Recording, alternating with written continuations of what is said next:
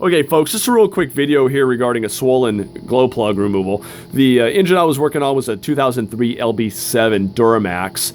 I ran into this glow plug here. This was the number 8 glow plug, which would have been driver's side, most to the rear, with the firewall to the rear here. And as I unthreaded it, as the threads removed from the engine, and I ran out of that thread engagement between the glow plug and the engine, it came to a point and it just stopped. It just spun. It was obviously stuck, and kind of hadn't run into that before. Didn't know what to do. Hit the internet for some suggestions on what to do. There were a couple things out there. People were saying to grab it with a pair of vice grips and give it a tug, but of course, being that number 8 spot, couldn't get in there really easily and grab it.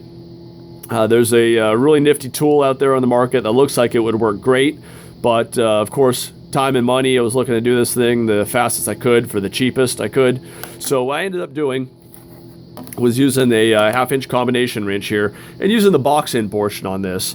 All I did was slipped it right over the head of the glow plug there, and by using that leverage of pulling back on the wrench, what I did here in essence was get the leading edge of the box end to engage the threads of the glow plug.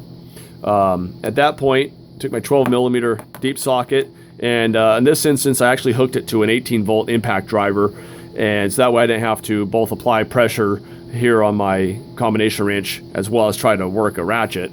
And by keeping that back pressure, giving the threads here something to work on, as I unthreaded it, if you will, moved it to the rear, as you can see, it's now just unthreading. It's giving it something to work on, and I just kept moving it back. I believe I had to do this 2 or 3 times. Every time I ran out of threads, I just reposition that box end portion and re-engage it on a thread, and just kept moving it to the rear. Like I said, I did it 2, 3, 4 times, and eventually, as you can see from the striations here on the glow plug itself, there's one really long one wraps around here. Once it came free, it popped free and it came loose, and I was able to, at that point, easily remove it by hand and slip the new one back in without any heartache. So I'm hoping whoever's out there looking for video that might help them on their project, they find this, and good luck.